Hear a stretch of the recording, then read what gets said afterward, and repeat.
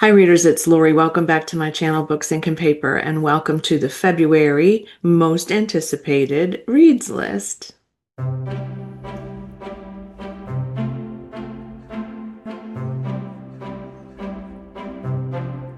February 2026 releases are already out, and I actually did this research and wrote this list a while ago. I was like on top of it this month for some reason, but I'm just now filming it because I didn't want to release it too early. And, I had some other things get in the way of my life and filming, but this is a huge list. I have not stuck with the 10. I have 13, I believe. This is my little new book journal where I wrote them all down and I've ranked them.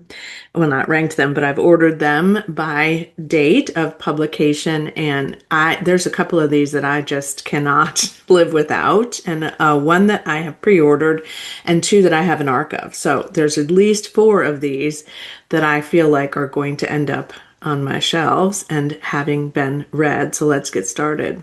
Before I share all of these with you, let me just say this.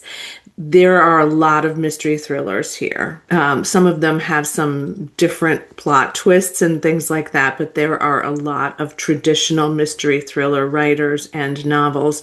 And so I just want to be certain that you're aware of that, because if that's not your jam, you might not want to stay and watch the whole thing, or you might want to just skip ahead to the next book. So I do want you to be happy being able to read this content, but holy cow, if you love mystery thrillers, if you love historical fiction, if you love anything book related, this is a good list. It's really a good list. First book, number 1, comes out February 3rd. Going to have it, read it some way. It's going to have to happen because this one got me. It got my heart. So this book Will Make Me Think of You by Libby Page, and it is expected to come out on February 3rd. And it is a 4.49 rating currently, with only a little over 700 people having reviewed it or talked about it. So this one I think is going to be a standout for certain. This is 12 stories, 12 months. So a woman whose name is Tilly Nightingale, which I love that name, receives a notification one day from a local bookstore that there's a book waiting for her to be picked up.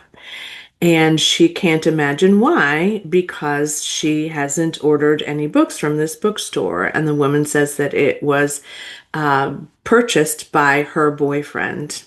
Nice.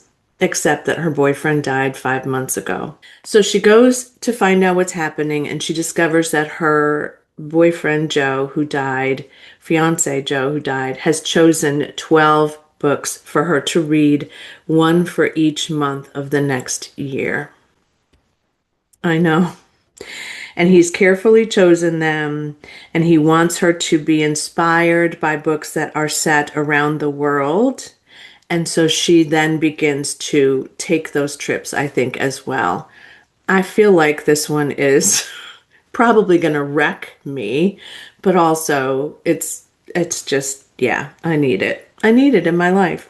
Little One by Olivia Munter, I think, is her second book. This one is expected to be published on February 3rd, and it has a 4.22 rating currently, with not as many people rating it, but certainly it's getting some hype and buzz too. This is a novel that is about a woman who's upended because a journalist reaches out to her and says that he knows a bit about her life and he wants to interview her because she was in a bit of a cultish situation when she was younger. And apparently nobody really knows about this. And she has all of these memories, obviously, of this time and space where she was. But she, at first, when she was young, they were living on this farm and they were growing things and it was, playtime and everything was fine. But as they got older, this became very challenging. So her first instinct is to just ignore this, but he continues to reach out to talk to her about this mysterious cult that was set in Florida. And so she is trying to find her lost sister Lynna. And so she thinks, I guess she thinks that if she's able to partner with this guy, that perhaps he could help her find her sister. Sounds tragically difficult as well, but I do love stories about cults and groups of people that are doing some nefarious things. I know I have a very twisted ideal, but I think it might be really great. And I've not read anything by this author or hadn't heard of this author before until this research that I did. So let me know if you have, because I would be curious about what you think about that one. The next one is number 3, The Mixed Marriage Project, a memoir by Dorothy Roberts. This is not the Dorothy Roberts that is that lives near me and has a restaurant, and she's actually Robin Roberts' sister, but this is a different Dorothy Roberts, and this is an incredibly compelling synopsis for me. So this is set in Chicago in the 1960s as well. So you know that kind of pushed it to the top of my list. It has a 4.80 rating currently, but only 5 people have rated it. Can you imagine? Yes, I can too.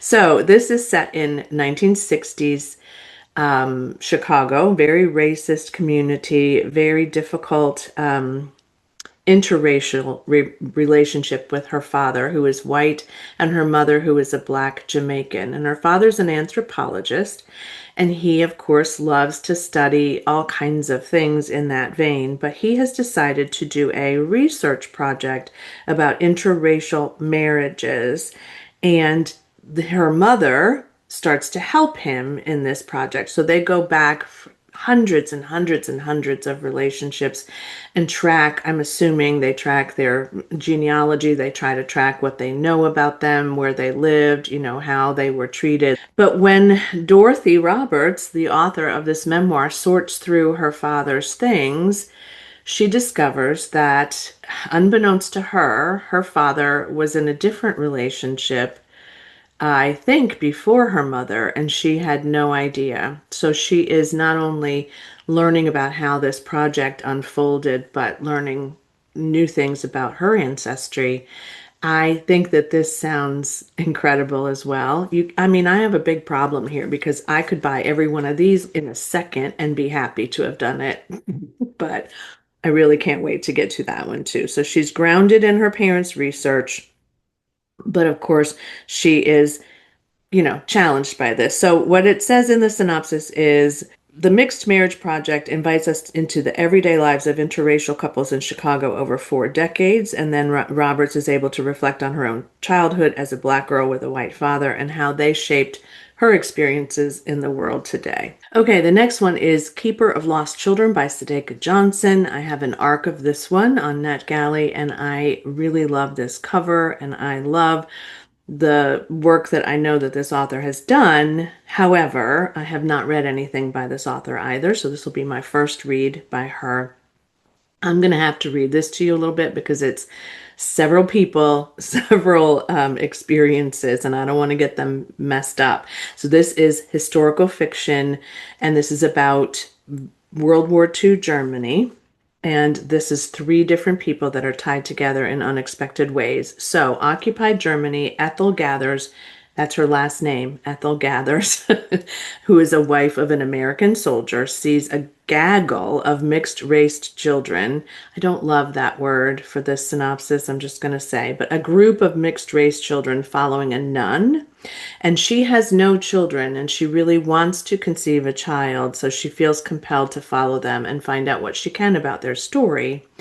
And then there's a man named, what's his name? Ozzie Phillips, and he volunteers to go into the army in the service in 1948 because he wants to break the barriers for black soldiers. And so when he is entering into this space, he encounters that there is a lot of racism, and he also discovers that it doesn't just stay in the United States. But he meets a German woman who is struggling with a lack of resources and joy in her destroyed country. So I'm assuming that there's some sort of a relationship connection there. And in 1965, Sophia Clark, different timeline obviously, discovers she's been given an opportunity to go to a boarding school in Maryland. And she leaves behind her parents, who are not particularly kind to her. She meets up with a fellow classmate and discovers there's a secret there. So I'm assuming this is connected in some way to the other people in the beginning of this synopsis. Okay. This is the story of countless lives. One woman's vision changes that and demonstrates that love in its myriad of forms, familial, parental, and forbidden, and even love of self, can be transcendent. Is that not beautiful? Yes, it is, and I can't wait to get to that. And again, this one comes out on the 10th as well. And this one has a 4.54 rating with 556 people having rated it. I'm so grateful. I was grateful when they sent it to me, but I'm even more grateful now because I'm ready, ready, ready to begin that soon as I can. All right, the next one is The Found Object Society by Michelle Merrick, and this is expected to release on February 10th. It has a 3.71 rating so far, but not a lot of people have rated it, 95 people, but I'm going to tell you why. I don't know that I care where the ratings are for this. I really don't think I care. I think this one was, it had me at society. I love books about those kinds of groups, especially the ones that are in academia. I have loved them for a long time, and I actually haven't read one in a while. So this is blurbed as fans of Matt Haig's Midnight Library, which I did love, and of what's his name, Gareth Brown's The Book of Doors, which I don't think I read. Did I? I don't know. I think I own it though some way. Nevertheless, Greta Davenport for 20 years has been struggling with the death of her parents, who were killed in a car accident, I think. And she survived, and they did not. And what the Found Object Society does is it gives you an opportunity, if you're invited, to relive the death of someone else. So Greta is really struggling with her grief and what's happened to her parents. And one night she almost runs her car. Well, she does run her car into a tree, but she almost kills herself, probably intentionally. And she realizes that, this isn't good. But when she gets home, there's an invitation on her door to join the Found Object Society. And when she discovers what they do, I'm certain that she tries to relive her parents' death experiences. Yeah, I know. Very difficult, very macabre, very speculative, very futuristic, very suspenseful, I'm sure. But I just can't probably say no to that. All right, the next one is When I Kill You by B.A. Paris. I have read 3 novels by B.A. Paris, but it's been a long time since I've gotten back to this author. I enjoyed them. They were good. I remember it was a long time ago, though, so I have not picked one of hers up for a bit. I think I own another one on my shelves, but this one comes out on the 17th as well. 3.70 rating out of 650 or 1,650 people rating it. So it's not a high rating. But again, I did enjoy those. I wouldn't say they were 5-star stellar standouts, but I remember enjoying those books very much. So this one is about Nell Masters. And Nell is certain that someone is following her because she's getting silent calls to her office. She's getting flowers without any connection to who sent them. And she's has a reason to be concerned because she has a past experience that most people don't know about. And in that past, her name was L Nugent. And she also has a new partner, Alex. And so she doesn't want Alex to find out anything about her life prior to this relationship. But it goes into kind of, and I don't want to get too deep into this because some people like to, come in like blind. But she's going to have to apparently resolve the fact that somebody knows what happened to her in her past, make sure that Alex doesn't find out, and somehow she's going to have to possibly kill someone, since that's what it's called, When I Kill You. It sounds good, and I think it might be a good one for me, a kind of a snack read between some of the other heavier books on this list. So, yeah, let me know what you think about B.A. Paris, because I know that B.A. Paris is not for everyone. This author is a favorite. can't wait. This is called Her Last Breath by Taylor Adams, expected also on the 17th of February with a 4.63 and only 315 ratings. I really have enjoyed. I loved No Exit. I liked The Last Word, which a lot of people do not. But this one is about an underground excavation or expedition. Tess agrees to go caving with her friend Allie. They've been through high school together, and Allie is a self-made travel influencer, which is very popular these days. And Tess is struggling to pay for college and to get through her legal degrees and to just, kind of be having a happy life. So they go off on this trip and they're going to be caving. And I'm not sure if it says where they're going, but there is a fellow caver on the trip and he starts to harass them. And what happens next, I think, is that Allie goes missing.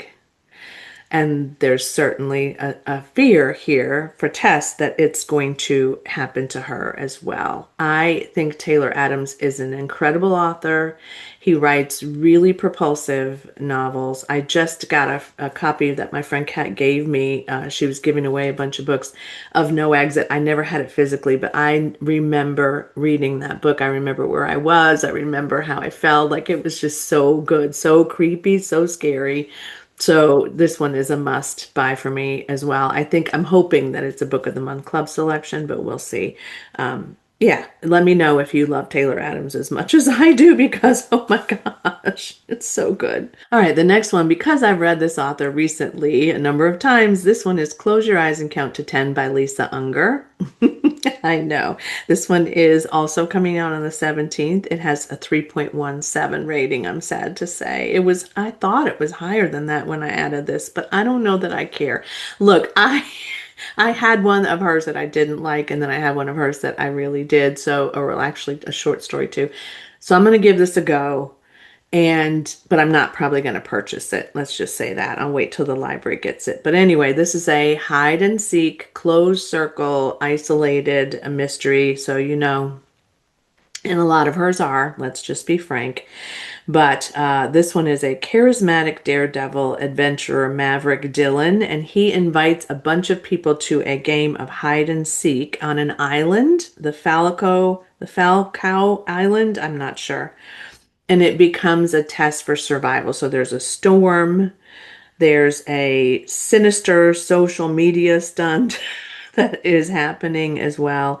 And Adele, who's a single mom, is determined to protect her children, but she's also somehow entangled into a treacherous storm and a relentless competition, and she's not sure if she's going to be able to get back to her family.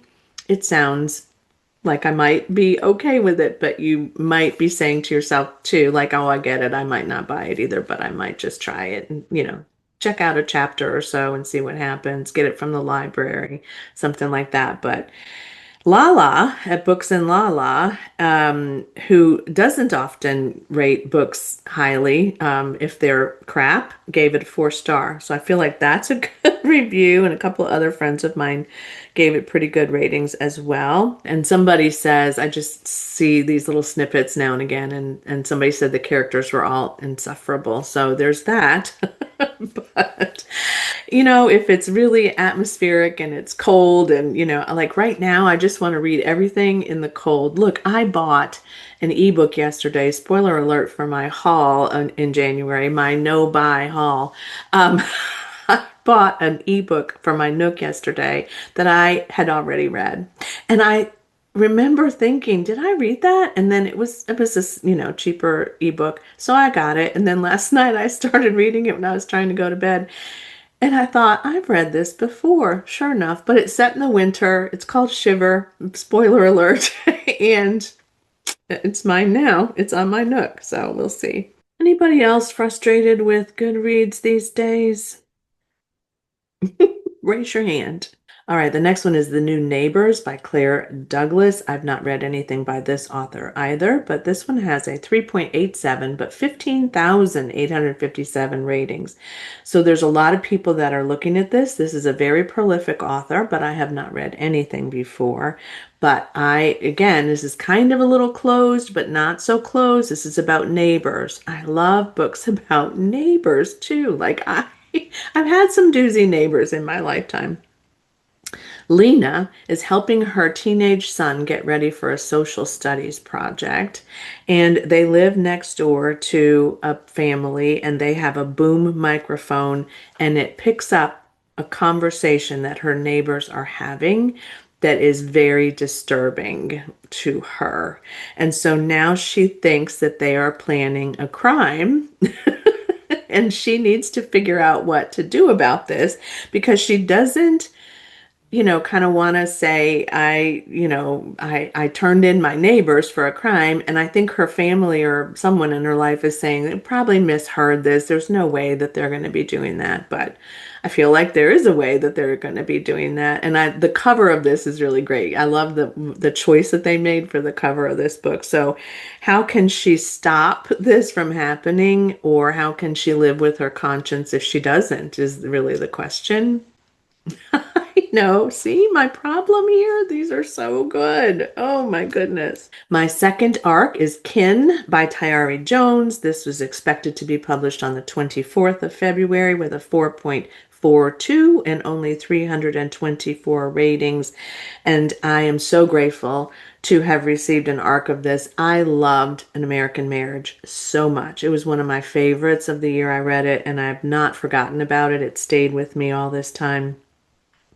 This is, though, set in Louisiana, Honeysuckle, Louisiana. I don't think there is a town named Honeysuckle, Louisiana, but I don't know because I didn't look, but it sounds a little bit made up. Nevertheless, two motherless daughters, Vernice and Annie, have been best friends and neighbors since they were children, but they have very different lives. One was raised by an aunt that was very fierce and was determined to make sure she was safe and cared for after her mom died. And so Vernice goes into Spelman College in Atlanta. So she has that opportunity based on this woman who is fiercely trying to support her and make her life better, whereas Annie was abandoned by her mother as a child and has been fixated on the need to find her mother and find out who she was and to see what happened. So she sets off on a journey that will take her into peril and adversity, but also love and adventure. And it will culminate in a battle for her life. So the synopsis of this says Kin is an exuberant, emotionally rich, unforgettable work from one of the brightest and most irresistible voices in contemporary fiction. I loved An American Marriage so much. And let me just say, it was very difficult. It was very stressful. It was very emotional. But I just thought it was one of the most beautifully written books I've read in a long time. And I got that one just randomly from a little free library. The synopsis sounded good. So don't ever say no to something that you think you might like because you might really like it. And if you don't have to finish it. That's really the rules. Oh, you know what I forgot to tell you about is the Astral Library. I missed that one. Kate Quinn, the Astral Library. This one I pre-ordered back in November, I think. It was crazy that I did that so fast, but I do love Kate Quinn, and this one is very unique, very different than some of her others.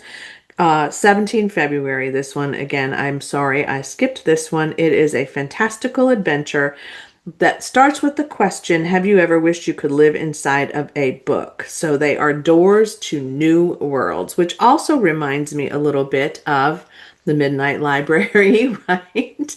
And I'm okay with that. If it's a lot like the Midnight Library, I'm sure I'm going to like it. I love the way Kate Quinn writes. I want to read everything of hers to zero. And so I pre-ordered this, and I think it's an exclusive copy. It's supposed to come soon. I got a notification the other day that said they were going to ship it in February. So, I mean, it's not completely on its way at this point for certain, but I think that was going to be fantastic. And I love that cover. I can't even imagine not loving that cover, but a lot of people are talking about it. It has a 4.01 rating, but not many people have rated it yet. 563 people. So, new worlds, new lives, new futures. Alexandria is going to go on an adventure. Anna Quinlan has a new book out, and this is a blast from the past for me because I have not read an Anna Quinlan novel in quite some time. So let's see where I ended up with Anna Quinlan. I know I read at least one, but I may have read it before I even had Goodreads. Not a lot of ratings here. 381, 3.98, which is good. Expected to be released on February 24th. More than enough. This cover is just gorgeous. So this woman starts to ask questions about her family. There's always a theme in these. I feel like I just end up with a theme. When I start looking at these, I think, oh, that sounds good. Like this one, like this one. I know. So here's the synopsis of this book. A woman finds herself asking surprising questions about her family and friends in this wise, wonderful novel of life, loss, and moving on. Again, there's a theme here. I have had several now asking questions about their family, right? It's okay. I think that's just, I'm drawn to it. All right. So she has a great husband. She has a great book club of friends and women that she cares really deeply about. She's an English high school teacher, and she can talk about anything book related and anything about her life. Her husband's a veterinarian, and she, though, is not having the best experience with the kids that she teaches in her school, and she's a little bit stressed about some other things in her life that I don't remember what they were. Nevertheless, she gets an ancestry test. She takes the test and she finds out she's matched with someone she has no idea who it is.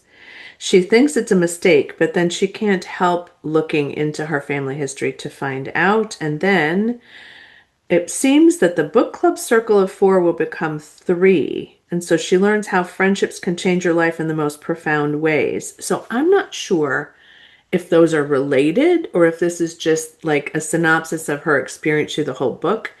Anna Quinlan's novels, as I remember, and again, it's been a long, long time ago. I don't even remember what I read at that time, are very deeply related to women's experiences and to emotions and to choices and those kinds of things and exploration of self. So I generally do enjoy that kind of a novel. And so I think that I will like this one too. I have a couple of friends who rated it a good bit, 3.5, 4.5, 3.75.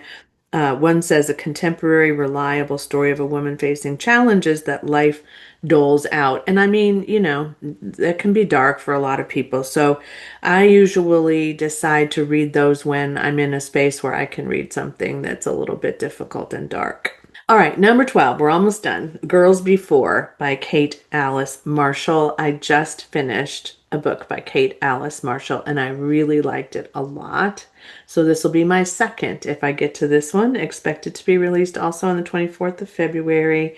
She's written What Lies in the Woods, which I have on my shelves, No One Can Know, which I do not have, and A Killing Cold, which is the one I just finished. It's about a search and rescue expert, a kidnapped woman, and the lost girls who haunt them both. So we're back into that framework. There's a girl in the basement. The door will no longer open. The light is gone. Stranger is trapped in the dark with only her imagination and the scribbles on the wall left by long dead girls to keep her company.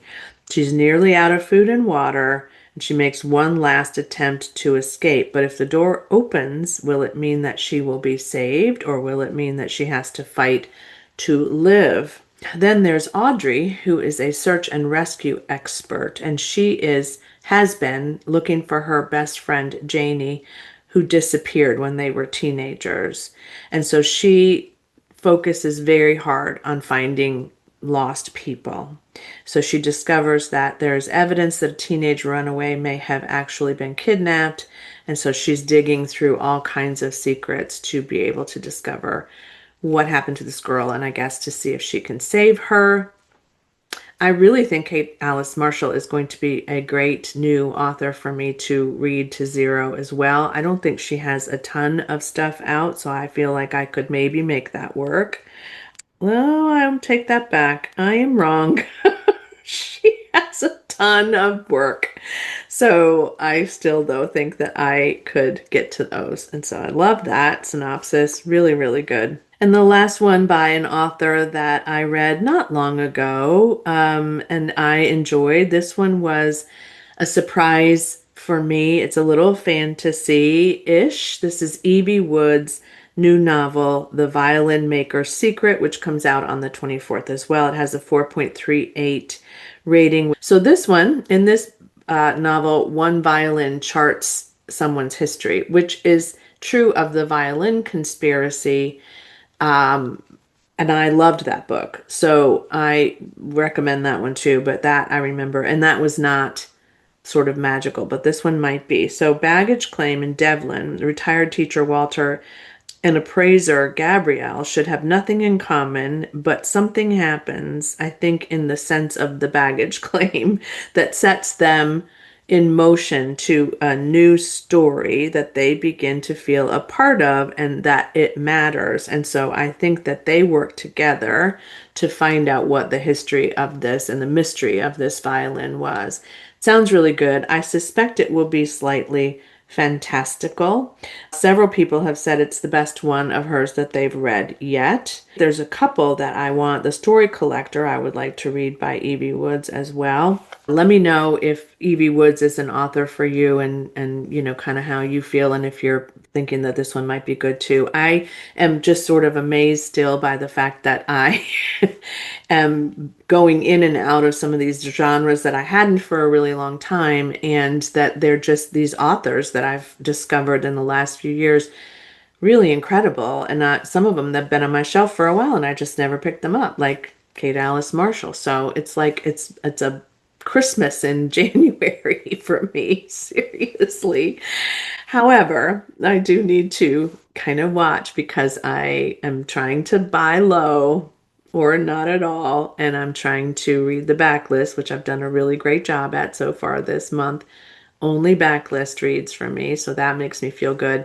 But these new releases, oh, February, you are kind of, you know, maybe you're the new release month that I love the most. Some of these I was thinking about, you know, they're like the love story ones that aren't necessarily good endings is not always easy in February either. But Valentine's Day can be a really tricky time for people too. So just remember that when you think about your friends who have lost people or who are lonely and, you know, wishing that they had a relationship on Valentine's Day. And I remember I used to have friends who would get together and they would invite me too when I was not in a relationship, and we would have this, like, you know, girls Valentine's party, and we'd spend time with each other because, you know, we loved our friends. We loved each other very, very much. So yeah, just take good care of yourself during February because it can be either a beautifully wonderful month or the expectation can be really high leading up to that day.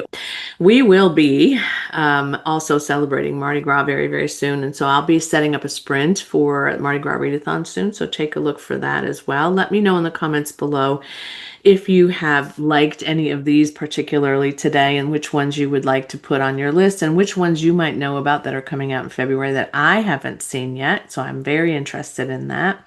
Let me know what books you're currently reading if you'd like. In the comments below, you could also just leave an emoji. And in this case, I'm still going to go with the snow. I'm thinking about doing a vlog during what we are calling here snowpocalypse, which is spelled in this sort of Cajun Louisiana way, but it's just everybody seems to be impacted by this, and we are going to be super cold next week. You know, drip the water, cover the faucets cold. It's just brutal everywhere, it seems like. So if you are in those situations, I hope you have a great stack of books and some nice hot tea or coffee or maybe some whiskey if you need that to warm your cockles, as my mother always said. And yeah, just do whatever you can to take care of yourself and your family during these amazingly difficult snowstorms. And I again thank you for joining. If you're new subscribers to my channel, thank you for subscribing. If you'd like to like this video, that does help me to get noticed in the algorithm, so I appreciate that as well. I have been looking at my subscriptions lately and adding new people, so I'm excited that soon maybe I will start talking to you about new booktubers that I'm really enjoying. And as always, happy reading. Bye.